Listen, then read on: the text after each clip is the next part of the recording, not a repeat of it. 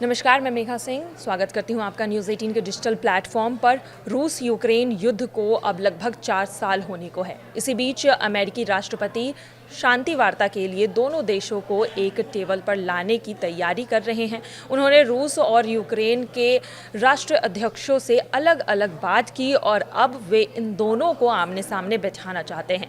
हालांकि उनकी इस कोशिश के बाद भी हालात कुछ साफ दिखाई दे नहीं रहे हैं। वहीं दोनों के बीच अब भी तनाव है, दोनों देशों के बीच अब भी हवाई हमले बंद नहीं हो रहे हैं। फिर सवाल ये उठ रहा है कि इतनी मुश्किल के बाद भी सीज़ फायर पर आखिर बात क्यों नहीं बन रही है। एक तरफ रूस यूक्रेन के बीच शांति वार्ता की कोशिश हो रही है, तो वहीं दूसरी ओर रूस के एक बार फिर से यूक्रेन पर अलग अलग हिस्सों में रात भर ड्रोन दागे हैं।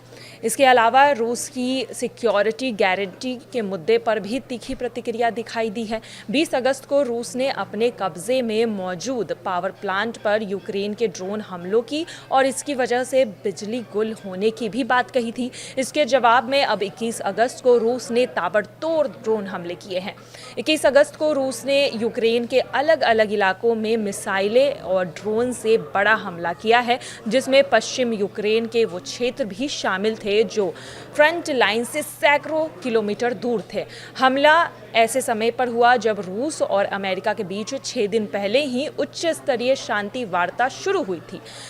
वहीं आपको बता दें कि यूक्रेन के अलग अलग इलाके में 3 जोरदार धमाके की भी आवाज़ सुनाई दी गई है। बताया जा रहा है कि रूस ने अलग अलग जगह पर ड्रोन से हमला किया है, जिसके बाद पूरे यूक्रेन में हाई अलर्ट जारी कर दिया गया है। रिपोर्ट्स बता रहे हैं कि रूस ने MiG-31 लड़ाकू विमान भी उड़ाए थे यूक्रेन के ऊपर। यूक्रेन की राजधानी कीव में भी रूस के शहीद ड्रोन को देखा गया है। यूक्रेन की राजधानी कीव में भी रूस के शाहिद ड्रोन को देखा गया है। स्थानीय सैन्य प्रशासन के मुताबिक ड्रोन राजधानी के बाहर और बाहरी के आसपास के इलाकों में उड़ते हुए स्थानीय समय में यानी कि सुबह के मुताबिक सुबह 4 बजे एयर डिफेंस सिस्टम ऑन कर दिया गया ड्रोन रोके जाने के लिए, लेकिन यूक्रेन वायुसेना ने यह बताया है कि दर्जनों शाही ड्रोन देखे गए हैं। वहीं अब देखना यही है कि एक तरफ जहां शांति वार्ता की बात चल रही है, वहीं दूसरी तरफ ये हमले एक तरह से एक बड़ा इशारा है कि युद्ध जो है अब जल्द नहीं खत्म होने वाला है। एक तरफ पूरी दुनिया यही इंतजार कर रही थी कि सीज फायर होगा, लेकिन इसी बीच रूस और यूक्रेन के बीच हमला और भी तेज हो गया है।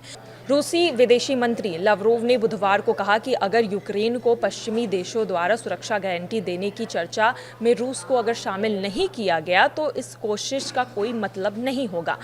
लावरोव ने आगे कहा है कि मुझे पूरा विश्वास है कि पश्चिम, खासकर अमेरिका, अच्छी तरह जानता है कि रूस को शामिल किए बिना सुरक्षा गारंटी पर गंभीर चर्चा करना एक कल्पना है।